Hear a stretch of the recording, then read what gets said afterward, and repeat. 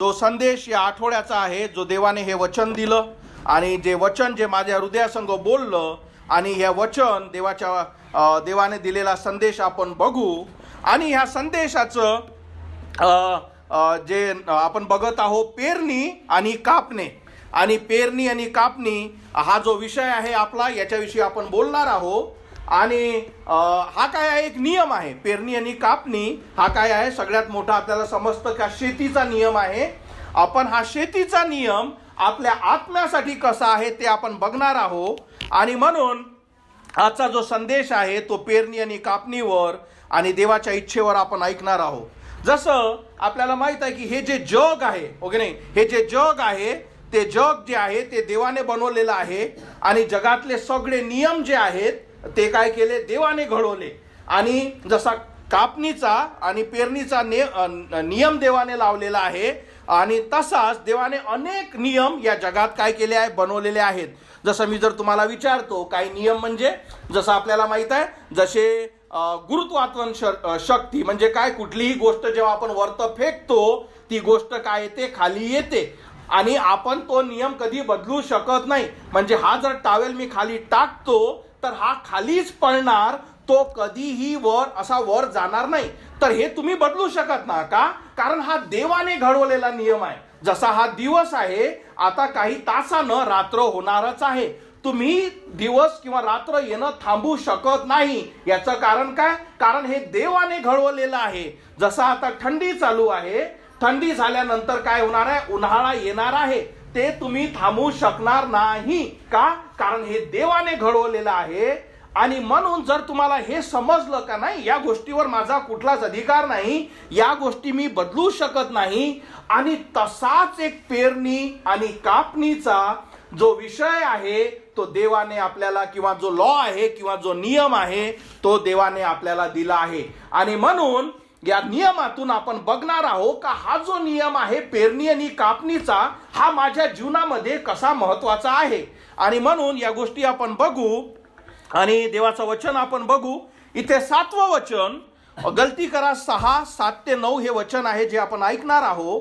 आणि देवाचे वचन म्हणतं की फसू नका. म्हणजे सगळ्यात आधी तो काय म्हणत आहे, फसू नका. आणि हे आपण ऐकणार आहोत, समजणार आहोत. देवाची थट्टा होणे शक्य नाही, कारण मनुष्य जे काही पेरतो तेच पीक त्यास मिळेल. आणि हा सगळ्यात मोठा ध्येय आणि हा सगळ्यात मोठा जो नियम आहे. आणि देवाची इच्छा आहे की आजच्या संदेशाद्वारे हा नियम तुम्ही शिका, हा नियम तुम्ही समजा की फसू नका. देवाची थट्टा होणे शक्य नाही. याचा अर्थ काय होतो मी तुम्हाला सांगतो. जर तुम्हाला वाटत असेल का मी काही वाईट करूनही की माझं चांगलं व्हावं, जर आपल्याला वाईट असेल, असं वाटत असेल का मी काही केल्याने तरीही देवाने मला आशीर्वादित करावं, जर आपल्याला असं वाईट वाटत असेल का माझ्या माझ्या सवयी आहे, माझे जे पाप आहेत, माझ्या ज्या गोष्टी आहेत जे मी या शरीरामध्ये करतो, हे करत असताना सुद्धा देव मला आशीर्वादितच करेल, तर देव सगळ्यात पहिला शब्द तुम्हाला सांगत आहे, फसू नका. याचा अर्थ तो काय म्हणत आहे का तुम्ही स्वतःची फसवणूक करू नका. असं होणार नाही का तुम्ही वाईट करत आहात, तुम्ही देवाविरुद्ध चालत आहात, तुम्ही देवाचा शब्द मोडत आहात, तुम्ही देवाचे वचन मोडत आहात, तुम्हाला देवाच्या वचनाविषयी काहीच आदर प्रीती नाही, पण तुम्हाला देवाचे आशीर्वाद, देवाची कृपा, देवापासून येणारा आनंद, शांती पाहिजे. देव म्हणतो असं होणार नाही, फसू नका. पुढे तो म्हणतो, काय म्हणतो, देवाची थट्टा होणे शक्य नाही. याचा अर्थ का तुम्ही देवाला फसवू शकणार नाही. म्हणजे तुम्ही असं काहीच करू शकत ना का हे जे मी केलं हे देवाला माहीत नाही, म्हणून देव मला आशीर्वादित करणारच. कारण आपण काय करतो, स्वतःला या गोष्टीने फसवून घेतो. आपल्याला आपलं जीवन माहीत आहे, आपण आपल्या जीवनातल्या गोष्टी ज्या वाईट करत आहोत ते आपल्याला समजतं का या गोष्टी आपण करत आहोत. आणि देवाचे वचन म्हणतो की फसू नका, कारण जे तुम्ही पेरत आहात तेच भेटणार आहे. तुम्ही जेव्हा वाईट पेरत आहात, जेव्हा तुम्ही खोटं करत आहात, जेव्हा तुम्ही लबाडी करत आहात, जेव्हा देवाच्या आज्ञा मोडत आहात, तुम्हाला देवाचे आशीर्वाद भेटणार नाही. देवाला तुम्ही फसवू शकत नाही. देव तुमच्या जवळ नाही, हे देवाचे वचन आपल्याला सांगत आहे. आणि तो म्हणतो, पहिलं वचन, फसू नका, देवाची थट्टा होणे शक्य नाही. मी तुम्हाला एक गोष्ट सांगतो सुंदर बायबल मधली, आणि लक्षात ठेवा, सदैव काय असतं, एक बेंचमार्क म्हणजे काय, की अशी एक गोष्ट जे देवाने तुम्हाला दिली, तो प्रिन्सिपल असतो, तो सिद्धांत असतो, आणि त्याच्या आधारित तुम्हाला सगळ्या गोष्टी करणं आहे. आणि म्हणून या फसू नका या गोष्टीवर, पेरणी आणि कापणीवर देवाने एक सुंदर उदाहरण दिलं. आणि हे उदाहरण जेव्हा तुम्हाला समजलं तेव्हा तुम्हाला आजचा संदेश सुद्धा समजेल. तर दावीद नावाचा एक राजा होता. हा दावीद नावाचा जो राजा होता, हा इस्रायल हा देश आहे त्यातला पहिला राजा, जो देवाने बसवलेला त्या राज्यावर होता. आता दावीद हा एक गरीब मेंढपाळ होता, पण देवाने त्याला आशीर्वादित केले, कारण तो देवाला भिवून वागणारा होता, आणि इस्रायल राज्यावर त्याला बसवला. तो राजा बनला. देव त्याच्या सोबत होता. देवाने त्याचे जे सगळे शत्रू आहे त्याच्यापासून त्याला विजय दिला. देव सदैव त्याच्या सोबत होता. आणि सगळ्या देशात, राज्यात का दावीद राजासारखा कोणी नाही, हे त्याची काय होरी स्तुती होऊ लागली. का? कारण त्याच्यापाशी देव होता. आता एक दिवस काय झालं, दावीद राजा म्हणजे विचार करा, त्याच्यासोबत देव होता, तो आशीर्वादित होता, देवाने त्याला राज्यावर बसवलं, राजा केलं, आणि त्याला सिंहासन दिलं, राज्य दिलं. आता एकदा भर दुपारी जेव्हा हा लढाईवर जाणं याचं आवश्यक होतं, हा आपल्या छतावर उभा होता. आता छतावर उभा असताना, म्हणजे आपण स्लॅब ज्याला म्हणतो, त्या छतावर उभा होता, त्याला समोरच्या घरी त्याला एक बेतशिबा नावाची स्त्री, जे सुंदर स्त्री होती, ते त्याला आंघोळ करताना दिसली. आता त्याचं सगळ्यात पहिलं काम जे होतं का तिथून पलटणे, कारण त्याला एक स्त्री आंघोळ करताना दिसत आहे. याने काय केलं, या दावीद राजाने पहिले तिला आपल्या घरी बोलावलं, तिच्या संग संबंध ठेवले, तिला आपली बायको केली. तिचा जो नवरा होता, तिला बायको करण्याच्या आधी, तिचा माहिती आहे नवरा कोण होता, या दावीद राजाचा जो सगळ्यात जवळचा जो सैन्य अधिकारी होता, त्यातला एक पुरुष, त्याचा खून केला, त्याची आपली बायको केली, आणि राज्यावर काय करत होता, आपलं नॉर्मल लाईफ जगत होता. त्याला असं वाटलं की कोणीच बघितलं नाही, कारण मी राजा आहे, कोणीच माझे पाप जे आहे, हे जे एवढं मोठं मी केलं, मी काय केलं, एका स्त्रीला व्यभिचार केला, तिच्यासोबत संबंध ठेवले, तिच्यासोबत लग्न केलं, तिच्या नवऱ्याचा खून केला, आणि सगळं आता मिटलं. कोणीच शब्द माझ्यावर बोलत नाही, कोणीच मला काही म्हणत नाही, कारण मी राजा आहे. आणि त्याने आपलं लाईफ नॉर्मल ठेवलं. आपला संदेश काय आहे, पेरणं आणि कापणं. याने काय काय पेरलं, याने व्यभिचार पेरला, याने दुसऱ्याच्या बायकोवर नजर टाकली, आणि याने खून पेरला. बरोबर, हे काय झाली, याची पेरणी. आता देवाने एक नाथन नावाचा एक देवाचा शिष्य त्याच्याकडे पाठवला संदेष्टा, आणि त्याने त्याच्या तोंडावर त्याला सांगितलं का देव तुला आता 4 पट, तुला असं वाटलं का देव बघत नाही. पहिलं वचन काय बघितलं, फसू नका, देव फसवल्या जात नाही. आणि हा व्यक्ती कोण होता, देवाने राज्यावर बसवलेला. आणि त्या नाथनने म्हटलं का 4 पट तू फेडणी करशील. आता काय पेरण्यात आलं, व्यभिचार, वाईट लग्न, खून, या 3 गोष्टी पेरण्यात आल्या. आता मी काय सांगतो का याच्यानंतर जेव्हा देवाने त्याला काय केलं, आता काय कापणीची वेळ आली, कारण तुम्ही पेरलं. एक लक्षात ठेवा, पेरणं तुमच्या हाती आहे, ठीक आहे, ते कापणी देणं किंवा त्याचं पीक येणं हे तुमच्या हाती नाही, पण तुम्ही पेरलं. आता 4 पिढ्या त्या दाविदाच्या या पापामुळे काय झाल्या, त्रस्त झाल्या. मी तुम्हाला त्याच्याविषयी उदाहरण देतो. दाविदाचा जो पहिला पोरगा आहे अम्नोन, याने काय केलं, आपल्या सावत्र बहिणीवर बलात्कार केला. का? बापानं काय केलं, एक पर स्त्रीवर काय केलं, संबंध ठेवला. आता याचा जो मुलगा आला त्याने काय केला, एक आपल्या, म्हणजे विचार करा, हे पाप अधिक वाढत आहे. आपल्या काय केलं, सावित्र बहिणीवर बलात्कार केला. आता अम्नोन नावाचा, ही जी तमार होती, जी मुलगी होती जिच्यावर बलात्कार करण्यात आला, तिचा जो भाऊ आहे, तिचा सगळा भाऊ, त्याला त्या गोष्टीविषयी क्रोध आला. पण त्याला माहित आहे की दावीद माझा बाप याला काहीच करणार नाही, कारण माझा बापानं सुद्धा हेच पाप केलं. समजलं?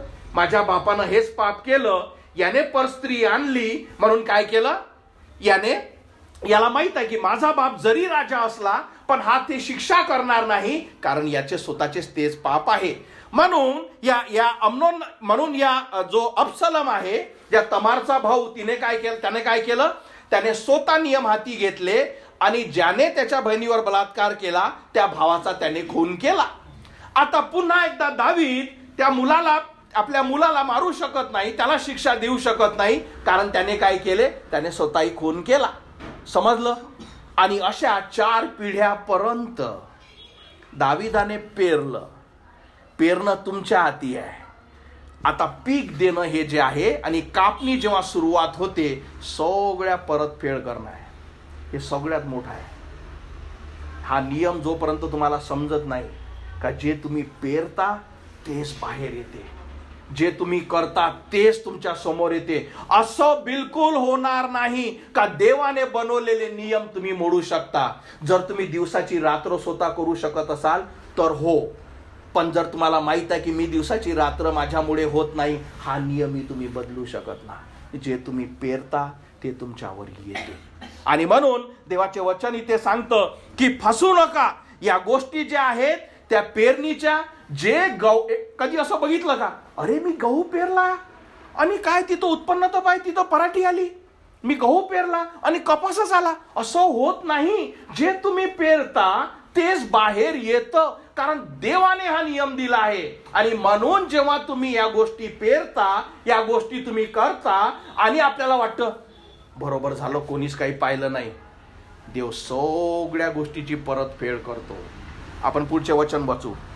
पुढचे वचन हे सांगतं की गलती करास 8वं वचन, कारण जो आपल्या देहाकरिता पेरतो त्यास देहाकडून नाशाचे पीक मिळेल. याचा अर्थ विचार करा, सगळ्या गोष्टी आपण देहासाठी करतो, हो की नाही? या जगातलं सगळं जे आपण करतो हे कशासाठी? कारण आपल्या शरीराला हे आवडतं. म्हणजे आपल्या शरीराच्या गोष्टीसाठी आपण काय करतो, पेरणी. मला हे आवडतं, ते आवडतं, मला ह्या गोष्टी करायला आवडतात, पण याचं प्रतिफळ देव काय म्हणतो, नाश आहे. काय म्हणतो? देहाकडून नाशाचेच पीक मिळेल, तिथून जीवनाचे पीक भेटणार नाही. आज तुम्हाला देव पाहिजे नाही, आज देवाची सत्यता तुम्हाला पाहिजे नाही. ज्याही गोष्टी तुम्ही करता यासाठी का तुमच्या शरीराला, लोकांना, जगाला आवडणाऱ्या गोष्टी करता, देव म्हणतो काळजी घ्या, तुम्ही पेरा, पण त्याचं पीक जे तुम्हाला जेव्हा येईल ते नाशच होईल, त्यातून जीवन तुम्हाला भेटणार नाही. असं कधीच होणार नाही का मी वाईट पेरलं पण बघा किती आशीर्वाद भेटले. देव म्हणते फसू नका, जे पेरलं तेच तुम्हाला भेटेल. कदाचित आज तुम्हाला चांगलं वाटत असेल, हो की नाही? एक कधी बघितलं का, पुन्हा दाविदाची गोष्ट, जेव्हा त्यानं बेतशेबा त्या स्त्रीकडे बघितलं, हो की नाही, त्याला थोडी दिसलं की पुढं काय होत आहे, कापणी किती कठीण आहे, माझे स्वतःचे मुलं एकामेकाचा खून करतील, माझे स्वतःचे मुलं आपल्या बहिणीचा बलात्कार करतील. नाही, त्याला फक्त स्त्री दिसली, आहे की नाही? अरे मोहक आहे. तसंच जगातले पाप सुरुवातीला करताना फार चांगले वाटतात, जगाच्या गोष्टी करताना फार चांगलं वाटतं, पण जसे तुम्ही ते पीक पेरता, जशी तुम्ही या जगात पेरणी करता आणि जसं कापणीची सुरुवात होते, ते कापणीचं पीक तुम्हाला असह्य होऊन जाईल. का? कारण तुम्ही फक्त जगासाठी करत आहात. म्हणून मी तुम्हाला सांगितलं की जेव्हा ही गोष्ट तुम्हाला समजेल आणि जेव्हा तुम्ही फक्त ज्या गोष्टी शरीरासाठी करता, ज्या गोष्टी तुम्हाला आवडतात आणि देवाविरुद्ध तुम्ही गोष्टी सगळ्या करता, देव म्हणतो कुठंच जाणार नाही, तुम्ही फेडाल, याचे जे पीक येईल ते तुम्ही कापाल, तुमच्या जीवनात हे बघाल. पहिली गोष्ट म्हणून मी काय सांगितलं की ते जगाचे जे पीक आहे किंवा जगासाठी करणाऱ्या गोष्टी आहे या आनंदित आहेतच. दाविदाने जेव्हा बेतशेबेला बघितलं, त्याला हे नाही वाटलं का अरे हे स्त्री काय करत आहे, मी इकडे जातो. आनंद होणारच, पहिली गोष्ट. पण नंतर जी कापणी होईल ते फार भयानक. दुसरी गोष्ट सगळ्यात महत्वाची, का किती हे वाईट आहे का त्याच्यामुळे तुमचे कुटुंब, तुमच्या येणाऱ्या पिढ्या. आपल्याला शैतान काय शिकवतो, बरं ठीक आहे तू फसला, काय झालं, तू नाही पण तुझे मुलं, हे खूप मी बघतोय आपल्या जगात, खूप सारे मी ओळखणारे, आमचा मुलगा असा करतो, आमचं, अरे तुम्ही चांगलं करणार, हे परतफेड जी कापणी आहे हे तुमच्या मुलापर्यंत येईल, तुमच्या पिढ्यापर्यंत येईल. जोपर्यंत तुम्ही योग्य कापणी करत ना, जोपर्यंत तुम्ही सत्यावर वागत ना, आपल्याला काय पाहिजे, मी कशीही वागो, कसाही चालो, माझा मुलगा चांगलाच असला पाहिजे. इम्पॉसिबल आहे, अशक्य आहे. कारण हे जो श्राप आहे जे तुमच्या पेरणीचा आहे, दाविदाने जे केलं त्याच्या मुलाचा काही संबंध नव्हता, पण बाप्पाने पेरणी केली, कारण मोठ्याने पेरणी केली, मुलं त्या गोष्टीची कापणी करतात. म्हणून पहिली गोष्ट आपण बघितलं की पहिले आपण तर स्वतःच फसलो. दुसरं, हे जे श्राप आहे आपल्या पिढीपर्यंत, आपण जे करतो ते आपल्या मुलांपर्यंत, आपल्या मुलापासून त्याच्या कारण ही जी सायकल आहे ही चालूच राहते, कारण तुम्ही तशीच पेरणी केली. म्हणून वचन काय म्हणतोय, कारण जो आपल्या देहाकरिता पेरतो त्यास देहाकडून नाशाचे पीक मिळेल. आणि असं कधीच होणार नाही का मी वाईट पेरत आहे, मी खोटं बोलत आहे, मी लबाडी करतो, मी डुप्लिकेट लाईफ जगतो, मला देवाचा शब्द आवडत नाही, मला या कुठल्या गोष्टी आवडत नाही, पण माझं चांगलंच व्हावं. ही अशी गोष्ट आहे का दिवसाच दुपारी रात्र झाली पाहिजे. आणि म्हणून देवाने सगळ्यात पहिला शब्द काय म्हटला, फसू नका. तुम्ही मला फसवू शकत नाही. जे नाशाचे बी तुम्ही पेरत आहात ते तुम्हाला मिळेलच. तुम्हाला माहित आहे काय, आज जे तुम्ही सगळे जे आहात आणि मी स्वतः जे आहो, हे आपल्याला एक खूप चांगली गोष्ट असते माहित आहे का, दुसऱ्यावर दोष देणे. का त्याने तसं केलं नसतं तर मी खूप चांगला असतो किंवा चांगली असतं, नाही. त्याच्या पिकामुळे तुम्ही नाही, तुम्ही जे पेरलं आहे, आपण आज जेही आहो आनंदित आहो, आपण जे वाईटात आहो तुमच्यापाशी शांती नाही, कारण हे तुमचे पीक आहे, हे तुमची पेरणी आहे ज्याचे आता आपण पीक पेरत आहोत. आणि म्हणून जर आपण जगासाठी आणि जगी गोष्टीसाठी आजपर्यंत पेरलं आहे, एक लक्षात ठेवा की देव फसत नाही. देव कापणी करण्यासाठी जेव्हा त्याचे प्रतिफळ देईल या गोष्टी होणारच, तुम्ही बदलू शकत नाही. एवढंच नाही का तुमच्या आणि आपल्या डोळ्यासमोर आपले मुलंही बघतील, तुम्ही काहीच करू शकत नाही. दावीद एवढा मोठा राजा होता, आपल्या पोलाला मरू शकला नाही. तू काय आपल्या बहिणीवर बलात्कार करून आला, तो हे बोलू शकला नाही. कारण तुमचे जेव्हा हात वाईट आहे, तुम्ही दुसऱ्याला काय म्हणाल, कारण तो सध्या तुमच्या तोंडावर बोट टाकेल, तू इथं तशी करता, तू इथं तसाच करता, आणि तुम्ही काहीच बोलू शकणार नाही. तो ऐकणारच नाही. का, कारण तुमची जे हे आहे त्याच्यासमोरची जे इमेज आहे ते काहीच राहिली नाही. त्याला माहित आहे तू वाईट करतो म्हणून.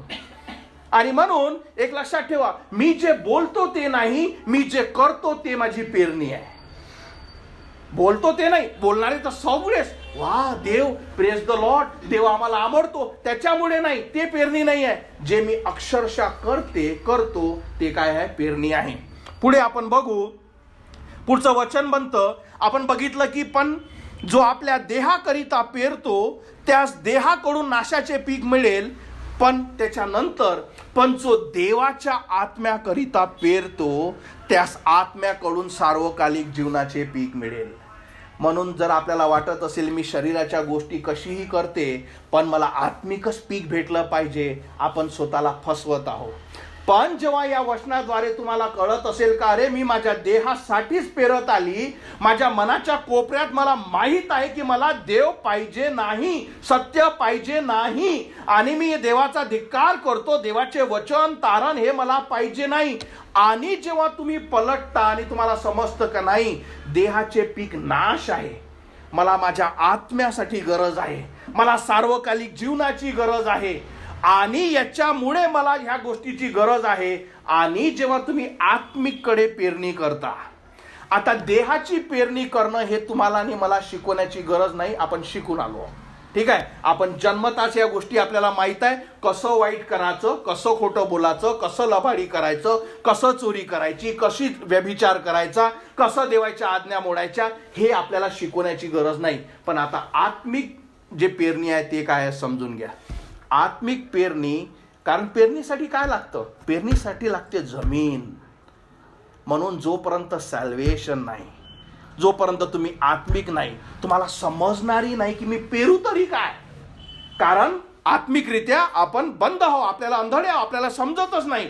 आणि म्हणून जर तुम्हाला आत्मिक पेरणीची जरी इच्छा असेल का हे जे माझे शाप आहे माझ्यावरच नाही, माझ्या कुटुंबावरच नाही, येणाऱ्या पिढीपासून निघावे. आणि यासाठी जेव्हा तुम्ही आत्मिक पेरणीकडे लक्ष देता, याचा अर्थ तुम्हाला कळतं का हे माझे पाप हे नाशाकडे मला घेऊन जातील. आणि म्हणूनच देवाने आपला पुत्र प्रभू येशू ख्रिस्त दिला.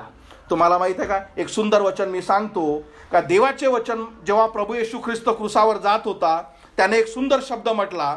येशूने, योहान 12:23 म्हणतं, येशूने त्यांना म्हटले, मनुष्याच्या पुत्राचे गौरव होण्याची वेळ आली आहे. आणि 24वं वचन, योहान 12:24, सुंदर वचन आहे, मी तुम्हास खरे खरे सांगतो, गव्हाचा दाना जमिनीत पडून मरण पावला नाही तर तो एकटाच राहतो, आणि मरण जर पावला तर तो पुष्कळ पीक देतो. जोपर्यंत तुमच्या ह्या ज्या इच्छा, शारीरिक गोष्टी, याच्यापासून तुमची इच्छा होत नाही की मी पलटावं, हा जो जगिक आणि त्वरित आणि फास्ट आनंद आहे जो तुम्हाला नाशाकडे घेऊन जाईल, जोपर्यंत तुम्ही या गोष्टीपासून पश्चाताप करत ना, आणि जोपर्यंत या इच्छा तुमच्या मारत ना, जोपर्यंत तुम्हाला ख्रिस्ताची गरज भासत नाही, तो काय म्हणतो, तो एकटा पडेल. पण जर तो काय करेल, पुढे काय म्हणतो, मरण पावला तर तो पुष्कळ पीक देतो. 25वं वचन, जो आपल्या जीवावर प्रीती करतो तो त्यास मुकेल, आणि जो या जगात आपल्या जीवाचा द्वेष करतो तो त्याचे सार्वकालिक जीवनासाठी रक्षण करील. सांगण्याचं तात्पर्य, जोपर्यंत तुमच्या जुन्या इच्छा, जुना मनुष्य, जोपर्यंत तुम्ही या जुन्या मनुष्यावर जे प्रेम करत चालाल की मी काहीतरी आहे, मला काही शिकू नको, देवाचे वचन जेव्हा तुम्ही धिक्काराल आणि या जुन्या मनुष्याला जोपर्यंत तुम्ही नकारणार नाही, जोपर्यंत आपल्याला आपली पापस्थिती दिसणार नाही, आणि जोपर्यंत आपण ख्रिस्ताला जे जीवनाची भाकर आहे, जो स्वर्गातून आला, जे आपण बघितलं, त्याला स्वीकारणार नाही का, येशू माझी क्षमा कर, मी विश्वास ठेवते मी पापी आहे आणि आजपर्यंत फक्त या शरीरासाठीच मी पेरलं आणि म्हणूनच ही कापणी मी करत आहे, आणि येशू माझी क्षमा कर, कारण हे फक्त हाच मृत्यू नाही तर अनंताचा मृत्यू आहे. फक्त एवढं जगिक मरण नाही तर अनंताचं मरण आहे.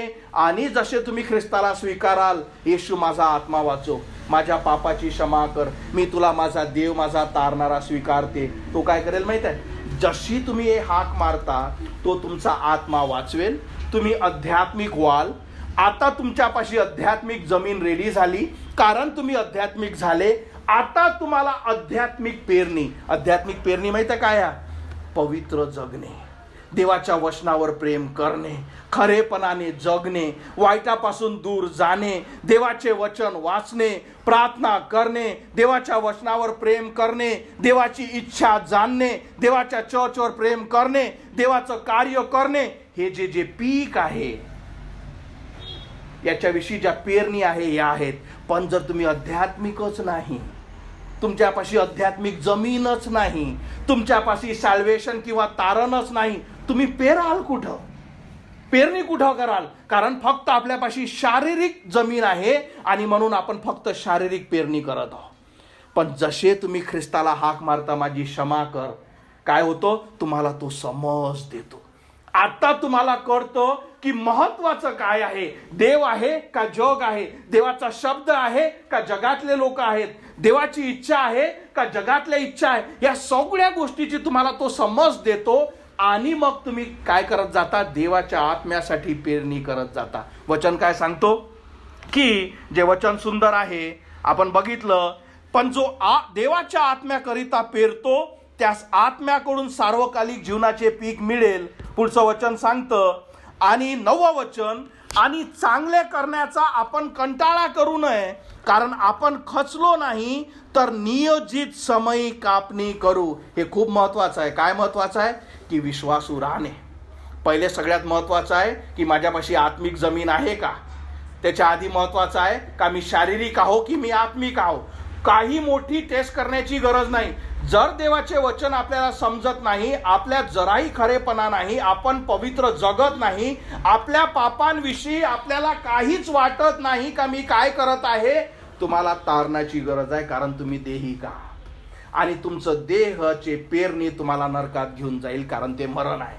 आणि जसं आपल्याला ही पहिली वस्तुस्थिती कळली, आणि ख्रिस्ताला तुम्ही क्षमा मागता, तो तुमचा आत्मा वाचवतो. आता तुम्हाला समज देतो की खरं काय आहे, वाईट काय आहे, जगी काय आहे, स्वर्गीय काय आहे, आत्मिक काय आहे, शब्द काय आहे, या सगळ्या गोष्टी तो तुम्हाला शिकवतो आणि प्रेरित करतो की आत्मिक पेरणी करा. आणि हे शेवटचं वचन म्हणतं की जेव्हा तुम्ही पेरणी करता कंटाळा करू नका, विश्वासू राहा. का? कारण एक शेवटचा सिद्धांत जे शेवटचे मी तुम्हाला सांगतो. पहिली गोष्ट आपण पहिले समजलं का तुम्ही शारीरिक पेरा का तुम्ही आत्मिक पेरा. पेरणी तुमच्या हाती आहे, पण देणारा फक्त देव आहे. आणि जे तुम्ही पेरता तेच तुम्हाला मिळेल. शारीरिक पेरा तुम्हाला मृत्यू मिळेल, आत्मिक पेराल तो तुम्हाला सार्वकालिक जीवन देईल. दुसरं आपण बघतो की जेव्हा तुम्ही पेरता तो एकच दाणा असतो, एकच धान्य असतो, पण जेव्हा ते उगवते, बरोबर, जेव्हा ते उगवते काय अनेक त्याच्यातून काय होतं, कापणी होतं. हे पापाविषयी सुद्धा, देवाच्या वचनाविषयी सुद्धा, की जेव्हा तुम्ही थोडंसं पेरता, देव इतका कृपाळू आहे का तो तुम्हाला अधिक देतो. म्हणून सगळ्यात महत्वाचं आहे की जेव्हा कापणीचे दिवस येते, तुमचे दिवस तुम्ही शरीरासाठी पेरले, तुमचे दिवस फार वाईट आहे, कारण कापणीची वेळ येईलच, कारण हा देवाचा नियम आहे. पण जर तुम्ही तुमच्या आत्म्यासाठी पेरले, तो जो आकाश कपाटे उघडून आशीर्वाद देईल, कारण तुम्ही आत्म्यासाठी पेरला. हा दुसरी गोष्ट. तिसरी गोष्ट म्हणजे पेरल्यानंतर दुसऱ्या दिवशी रात्री उगवत नाही. म्हणून विश्वासू असणे, रोज करणे, हे नाही का मी तेव्हा बायबल वाचत होती, मी तेव्हा वचन वाचत होती, आज मी करत नाही. पेरणी केल्यानंतर विश्वासू राहणे, कारण रात्रभरात पीक येत नाही. पीक येण्यासाठी एक कधी लक्षात ठेवली का, कुठली गोष्ट त्वरित बनलेली चांगली नसते, पण जे हळुवारपणे आणि वेळ घेऊन बनलेली जी गोष्ट असते ते खूप दिवस टिकते आणि चांगली असते. म्हणून माझ्या कुटुंबियांनो, माझ्या मित्रांनो, सगळ्यात महत्त्वाचं आहे आजच्या संदेशाद्वारे पहिले समजणं का जे तुम्ही पेराल ते उगवेलच. तुम्ही पेरणी हे तुमच्या हाती आहे, त्याचं पीक काय येतं हे तुमच्या हाती नाही. दुसरी गोष्ट आपण शिकलो का जेव्हा तुम्ही वाईट पेराल, फक्त तुमचंच वाईट नाही होत, तर तुमचे येणाऱ्या पिढ्या, तुमचे मुलं हे तुमच्या पेरणीमुळे ते काय करतील, त्यांच्यावर तो शाप आहे तो पुढे चालेल. कापणी करेपर्यंत ते लोकही त्याच्यात फसले जातील. तिसरी गोष्ट आपण बघितलं का जर तुम्हाला कळतं का हो मी माझ्या शरीरासाठीच पेरणी करत आहे, मी आत्म्यासाठी करत नाही, याची सगळ्यात मोठी गोष्ट म्हणजे मला तारणाची गरज आहे. आणि जेव्हा तुम्ही ख्रिस्ताला हाक मारता, येशू माझी क्षमा कर, माझा आत्मा वाचो, तुम्ही आत्मिक होता, तुमच्यापाशी आत्मिक जमीन येते आणि तेव्हा तुम्हाला खरं आत्मिकरित्या पेरणं काय आहे हे कळतं.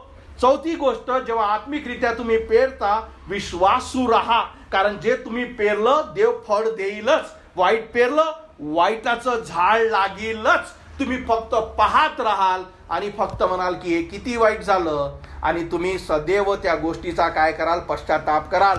पण जेव्हा तुम्ही चांगलं म्हणजे आत्मिक पेरलं, त्याचे जेव्हा फळं तुम्ही बघाल, तुम्ही आशीर्वादित राहाल का देवाने हे माझ्यासाठी किती सुंदर केलं. आणि सगळ्यात शेवटची गोष्ट म्हणजे विश्वासू राहणे, कारण रात्रभरात पीक येत नाही. हे तुम्हाला ठरवा लागेल का तुम्ही काय पेरत आहात. जसं मी तुम्हाला सांगितलं, हा टावेल खाली फेकल्यावर हा खाली जातो, याला तुम्ही बदलूच शकत नाही की मी दाखवतो तुला वरतं कसं जायचा. हे जर तुम्हाला समजत असेल तर हेही समजून घ्या का जे तुम्ही पेरता ते येईलच. देवाचं वचन सांगतं की तुमचे पाप तुम्हाला शोधतील, म्हणजे शोधत येतील ते का तू हे जे केलं ते किती काही वर्ष असो, किती काही जुनं असो, देव तुमच्या समोर ते पाप आणेलच, तुमच्या समोर उभा करेलच. कधीच तुमचे पाप झुकल्या जात नाही जोपर्यंत ते क्षमा होत नाही. आणि क्षमा फक्त ख्रिस्त करू शकतो. पण जसे तुम्ही ख्रिस्ताला हाक मारता हो की नाही, तो काय करतो, तुमच्या पापाची क्षमा करतो. त्याच्यापाशी तुमचे आणि माझे सगळे पाप उघडे आहे. फरक काय आहे का तुम्ही स्वतः उघडता की न्यायाच्या दिवशी त्याला म्हणता तू उघड माझ्या समोर आणि मला शिक्षा दे. हा निर्णय आपला आहे. तर तुम्ही काय पेरता आणि कधी तुमची इच्छा आहे. पण जर तुम्ही देवाला हाक मारता, म्हणता येशू मी विश्वास ठेवते, मला समजलं माझे पाप, मला आज माझी स्थिती कळली का हे माझ्यामुळे आहे, ही स्थिती माझ्यामुळे आहे, मी फक्त दुसऱ्यांना दोष देत आहे, पण जे मी आहे ते माझ्यामुळे आहे, कारण मी माझ्या शरीराचीच पेरणी करत आहे आणि म्हणून हा नाश होत आहे. पण सुंदर गोष्ट किती महान आहे, याच्यासाठीच तर देवाने आपला पुत्र दिला. आणि जसे तुम्ही ख्रिस्ताला क्षमा मागता, माझी क्षमा कर, माझं जीवन बदल, मला हे वाईट नको, आणि जशी तुम्ही त्याला हाक मारता तो तुमचा आत्मा वाचवतो, तुम्हाला आध्यात्मिक बनवतो, आध्यात्मिक पेरणीचं ज्ञान देतो, तुम्हाला शिकवितो, तो तुम्हाला चालवितो. आपण गीत गात असतो की नाही, तो चालवी प्रभूच मला चालवी. तो तुमचा प्रभूच झाला नाही तो चालवेल कसा? म्हणून सगळ्यात महत्वाचं, काय पेरत आहात हा निर्णय तुमचा आहे, पण कापणी करताना जे पीक देणं आहे तो देव देतो. देव तुम्हाला आशीर्वादित करो. मी आशा करतो की आजचा हा संदेश तुमच्यासाठी महत्त्वाचा असेल. काय पेरणी करता, कारण फसवू नका, बिलकुल फसवू नका. देवाला फसवता येणार नाही. जे पेराल ते पुन्हा बाहेर येईल. आपण प्रार्थना करू. हालेलुया. धन्यवाद मानतो येशू, गौरवितो, धन्यवाद देतो आजच्या वचनासाठी. धन्यवाद मानतो परमेश्वरा. हा सगळ्यात महत्त्वाचा सिद्धांत, हा तुझा नियम परमेश्वरा, तू या चर्चला मस्पाप्याला शिकवला माझ्या राजा. होय प्रभू, जेही आम्ही पेरतो तेच पीक बाहेर येईल परमेश्वरा, आणि तेच प्रभू कापणी आम्ही करू. प्रार्थना करतो परमेश्वरा, इथे जुळलेल्या प्रत्येकासाठी हा संदेश जे ऐकत आहे त्या प्रत्येकाच्या हृदयात तू कार्य कर माझ्या पवित्र देवा. की प्रभू, आम्ही शरीरासाठी नव्हे, या जगाच्या गोष्टीसाठी नव्हे, कारण जगाच्या गोष्टी तुझ्यासमोर प्रभू या सगळ्या वाईट आहे. होय परमेश्वरा, तू म्हटलं आहे की तुम्ही जगाचे होऊ नका. जो देवाचा आहे तो जगाचा नाही. आणि जेव्हा तुम्ही जगासाठी प्रेरणी करता परमेश्वरा, त्या गोष्टीचा नाश आहे, कारण पीक देणं हे तुझ्या हाती आहे परमेश्वरा. प्रार्थना करतो प्रभू, इथे जुळलेल्या प्रत्येकासाठी त्याला तुझं सत्य कळू दे. होय प्रभू, त्यांची आत्मिक कंडिशन समजू दे माझ्या राजा. आणि इथे जोही असेल प्रभू ज्याला अजून कळलं नाही परमेश्वरा, त्याला समजू दे प्रभू, त्याच्या पापाची शिक्षा हा मृत्यू आहे. आणि म्हणूनच देवाने आपला पुत्र प्रभू येशू ख्रिस्त या पृथ्वीवर पाठवला. यासाठी परमेश्वरा, की आमचे जे वाईट आहे, आमचे जे पाप आहे हो प्रभू, आणि त्याचा जो अंत जो नरकात आहे त्याच्यापासून आम्हाला क्षमा मिळावी. होय प्रभू, तू आपला प्राण परमेश्वरा दिला. आणि होय प्रभू, तू क्रुसावर मारण्यात आला, गाळण्यात आलं, तुझं पवित्र रक्त परमेश्वरा तू त्या क्रुसावर सांडवलं, यासाठी का आमचे पाप त्यात धुतल्या जावे. आणि तुझे वचन सांगतं की आता जोही विश्वासाने हाक मारेल तो वाचवल्या जाईल. होय प्रभू, इथे जुळलेल्या प्रत्येकासाठी प्रार्थना करतो. तू प्रभू त्यांना त्यांची देहिक कंडिशन दाखव परमेश्वरा, की त्यांनी तुला हाक मारावी, तुला स्वीकारावं, की त्यांना कळावं परमेश्वरा की आत्मिक पीक काय आहे. होय प्रभू, हे जगिक पीक सगळं नाशवंत आहे, हे खतम होऊन जाईल परमेश्वरा. पण जे परमेश्वरा तुझ्यापासून येणारं जे परमेश्वरा होय प्रभू जे पीक आहे, होय प्रभू ते आत्मिक जे प्रभू पेरणी आहे, ते फक्त तारणामुळे सुरू होते परमेश्वरा, आणि अनंतासाठी परमेश्वरा त्या पेरलेल्या गोष्टी पुरतात, कारण तुझं हे वचन आहे. प्रार्थना करतो इथे जुळलेल्या प्रत्येक व्यक्तीला तुझं सत्य दाखव. होय प्रभू, त्यांना शिकव माझ्या राजा, तुझ्या पवित्र आत्म्याचं कार्य तू होऊ दे माझ्या राजा. आणि त्यांना परमेश्वरा जेही योग्य आहे, जे सत्य आहे, जे खरं आहे परमेश्वरा, त्या गोष्टी समजण्यासाठी सहाय्य कर, की प्रत्येक व्यक्तीनं प्रभू आपल्या आत्म्यासाठी पेरावं माझ्या राजा. कारण पीक देणारा परमेश्वर तूच आहे, चांगल्याला चांगलं देणारा परमेश्वर आणि देहाला वाईट आणि मरण देणारा परमेश्वर प्रभू तूच आहे. होय प्रभू, या समयी इथे जुळलेल्या प्रत्येकासाठी प्रार्थना करतो. होय प्रभू, जो देहिक आहे त्याला समजू दे प्रभू, त्याला तारणाची गरज काय आहे. आणि जे प्रभू आत्मिक आहे त्यांना त्यांचं सत्य कळू दे. होय परमेश्वरा, की त्यांनी योग्य निर्णय घ्यावे माझ्या पवित्र देवा. होय प्रभू, आणि आत्मिक पेरणी करावी प्रभू. धन्यवाद मानतो आजच्या संदेशासाठी, या वचनासाठी, आणि मला या गोष्टी तू शिकवल्या माझ्या जीवनाद्वारे परमेश्वरा. अधिक आणि अधिक आत्मिक पेरणी मला करता यावी परमेश्वरा, असं तू होऊ दे. धन्यवाद मानतो. इथे जुळलेल्या प्रत्येकाला तू आशीर्वादित कर, आणि आजचा संदेश, आजचे वचन त्यांच्या हृदयात प्रभू करून जावे, त्यांना समजावे, आणि योग्य निर्णय, योग्य डिसिजन त्यांनी घ्यावे, असं तू होऊ दे. गौरवितो तुला, धन्यवाद देतो माझ्या येशू. आणि ही प्रार्थना प्रभू येशू माझा तारणारा याच्या जिवंत नावात मागतो म्हणून तू ऐक. आमेन. आपण उभे राहू आणि